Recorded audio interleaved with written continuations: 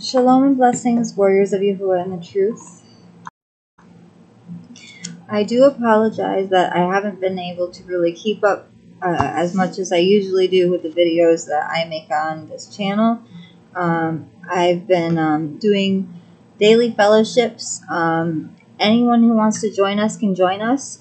It'll show up on my feed that we're having a live fellowship every day at 12 noon Eastern Standard Time.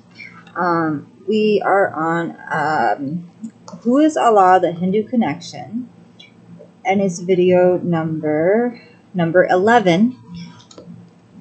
And we might be on our last video today for this one, and then you guys picked Magisterium for the next one.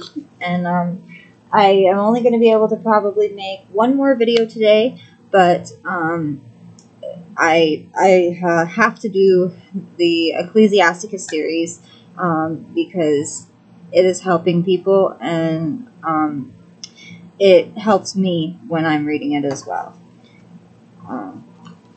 Ecclesiastes and Ecclesiasticus, they kind of go hand in hand, and Ecclesiasticus and Ecclesiastes is full of wisdom. Okay, so we are on section, what does paganism look like? Pagan behavior is the obstacle we read about in Scripture that Yahuah was constantly warning us to avoid. The world is filled with the behavior. Tradition makes the paganism appear to be acceptable to all because it is a part of most people's lifestyle. Most often it is perceived to be secular, yet the source of the behavior can be easily traced to ancient pagan rituals. Witches' cone had of power, cake, that this is showing what birthdays are really are. It's symbolism for witchcraft. And blowing out the candles is making wishes to genies or jinns, depending if you're male or female. And the hats are witch hats. And it's to the host of heaven, or the queen of heaven. It's ridiculous. To celebrate a birthday is a fine example of what paganism looks like. The first birthday was celebrated for Nimrod as the sun deity.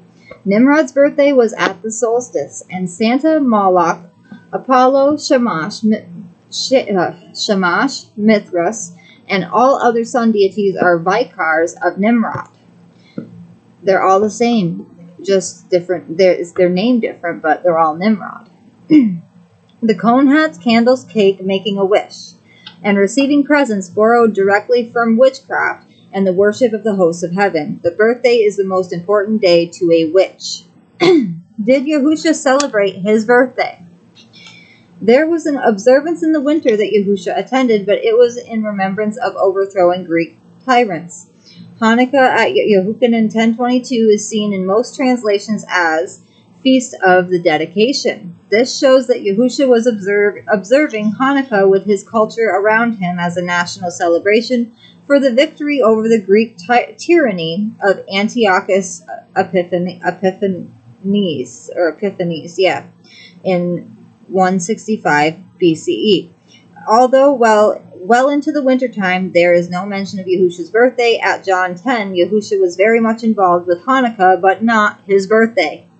The Pharaoh of Egypt and Herod celebrated their birthdays, as Scripture informs us, and someone died at both events. Scripture doesn't encourage Yahuah's people to have any part in birthdays. They are the foundation of astrology. I also see it as idolization, like you're idolizing yourself, you're putting yourself on a pedestal. Like people tell you, it's your day.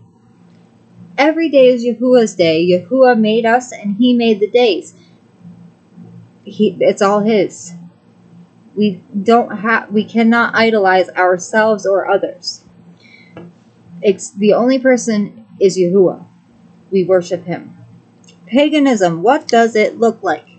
Trees like the Asherah tree that people bring in Christmas, boughs of greenery, wreaths, fertility symbols, eggs, rabbits, pillars, steeples, bowing or kneeling to statues, praying to the dead, ancestors or saints, rosaries using holy water, has the Hindu practice of splashing water of the Ganges River, and many other things that would shock the unprepared person.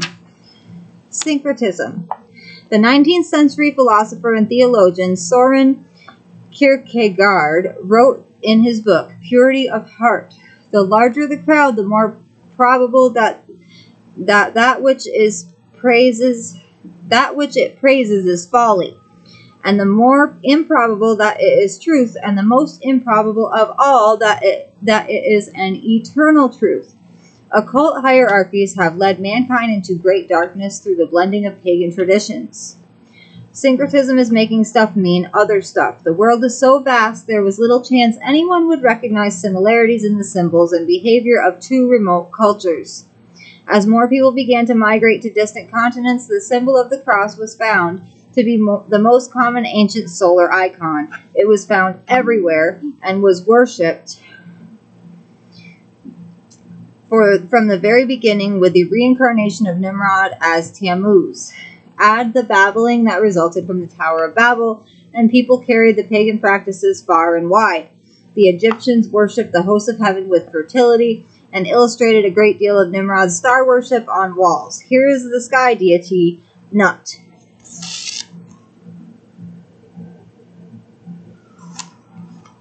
Philosophy of men, the great danger. Let no one deceive you with empty words, for because of these, the wrath of Yahuah comes upon the sons of disobedience. Therefore, do not become partakers with them, for you were once darkness, but now you are light in the Master. Walk as children of light, for the fruit of the Ruach is in all goodness and uprightness and truth, proving what is well-pleasing to the Master. And have no fellowship with the fruitless works of darkness, but rather expose them. For it is a shame even to speak of what is done by them in secret. But all things being exposed are manifested by the light. For whatever is manifested is light. Ephesians 5:6-13, exposing mythology and false ideas that billions of people sincerely believe will make enemies, even though the truth is shared out of love. They would rather keep doing the error than change, because everyone around them will think something strange has happened to them. So then, have I become your enemy speaking truth to you? Galatians 4:16. Therefore, since Mashiach suffered in the flesh, arm yourselves also with the same mind, because he who has suffered in the flesh has ceased from sin, so that he no longer lives the rest of his time in the flesh for the lusts of men, but according to the desire of Yahuah. For we have spent enough of our past lifetime in doing the desire of the nations, or traditions of men, having walked in indecencies, lusts, drunkenness, orgies, wild parties, and abominable idolatries, in which they are surprised that you do not run with them in the same flood of loose behavior, blaspheming, who shall give an account to him who is ready to judge the living and the dead. 1 Peter 4:1-5. Gentile cultures have inherited only lies and have turned aside to myths. Winston Churchill once remarked that once in a while we will stumble over the truth, but most people simply get up and brush themselves off and carry on as if nothing happened. Is there not a lie in my right hand? Yashayahu 44:20. How much nonsense does it take to wake us up?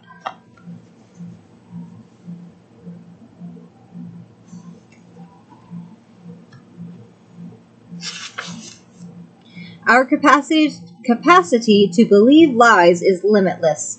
The only thing that can break through the trance or spell that is deceiving us is truth. So YAHUSHA said to those Yahudim who believed him, if you stay in my word, you are truly my pupils. And if you shall know the truth, and the truth shall make you free. And you shall know the truth, and the truth shall make you free. Yahuchanan 8:31-32. If you think Christianity was never like radical Islam, you haven't studied Christian history. Horrible. Remember the Torah of Moshe, the message of Eliyahu for the last days. See Malachi 4:1-6. The 10 Commandments teach us how to love Yahuah and love one another. We are to do to others as we would have them do to us. SATI, S-A-T-I, practice of widow burning. The Hindu practice of widow burning is an old tradition in India upon the death of a devotee of Shiva, A man's widow is placed alive on the pyre of her husband, often involuntarily dragged. This tradition also originates from the worship of Shiva. In this mythology, yet sincerely believed, Sati is a reincarnation of Shakti, Shiva's wife, or Asha. The perverseness of all the details of the things said and done concerning Shiva and his wife are abhorrent in the extreme. Suffice it to say, it is shameful even to mention the things pagans are involved in. Yahuah was so angry over the behavior of the pagans, he ordered his people to wipe out every trace of their existence under the guidance of Moshe's successor, Yahusha, Joshua. In another book in this series, The Reapers, which I've done a series on in the past, you can look it up, the order of events on and around the day of Yahuah are brought into focus. Yahuah will remove all things offensive from the whole earth. He's going to do a cleansing of the whole earth. Just like the flood that happened during it was right after the demonic parade that they had. That was pretty recent as well. The Vatican has inherited no small measure of Nimrod's rebellion. Leviticus 26:1 tells us to never erect any pillars in our land. So instead of listening to Yahuah, we erect steeples, minarets, spires, stupas, obelisks, everywhere. Egg-shaped phallic obelisk from Egypt in the center of Ovato Tondo. The shape of the oval space above mimics the shape of the Hindu ritual object called Yoni or Shakti, into which the male object Shiva is inserted. Sexual symbolism. Disgusting. The Egyptian stone obelisk completes the Shiva lingam. The heart is crooked above all and desperately sick. Who shall know it? Yirmiyahu 17:9.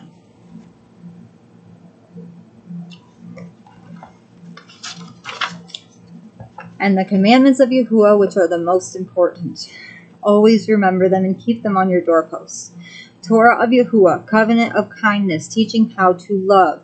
1. I am Yahuah, your Elohim. Have no other before my face. 2.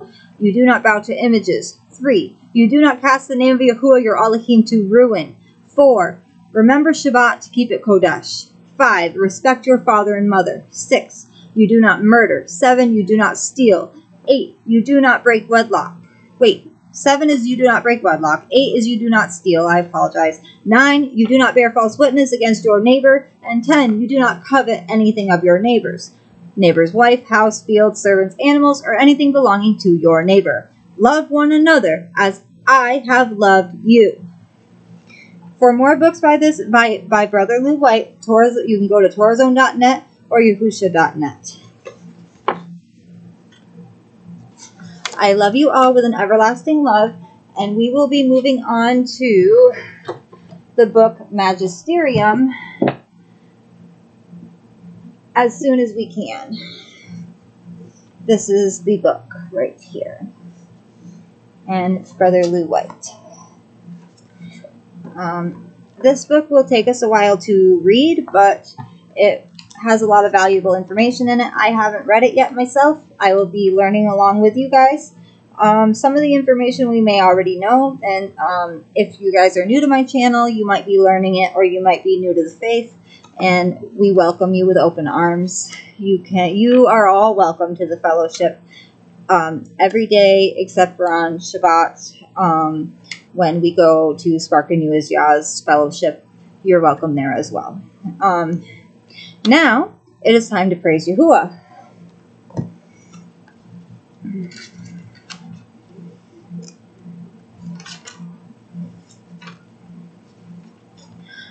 No weapon formed against me shall prosper. No trap from the wicked shall prosper. No snare from the devil shall prosper. Yahuah knows who are his. Do your utmost to show yourself approved. Be ye not deceived by wolves in sheep's clothing. For in the last days there will be blasphemers and evildoers. Do not subject me to gossip and slander. because I will turn and walk away. No weapon formed against me shall prosper. No trap from the wicked shall prosper. No snare from the devil shall prosper. Praise the Most High for His loving kindness. The Ruach HaKodesh sustains me. Do not subject yourselves to the wicked. It will only ever end in strife. Do not cast your pearls unto swine. Yahuah says, stay steadfast, keep my commands, for I call you mine. Resist the devil, and he will flee from you, and purify your hearts. And that was Last Days. I hope you guys enjoyed the lesson. I hope you guys enjoyed the praise song. I know our Abba Yahuah did. I love you with an everlasting love, as our Abba Yahuah and the Shamayim loves each and every one of us. Shalom and blessings, warriors of Yahuah and the truth.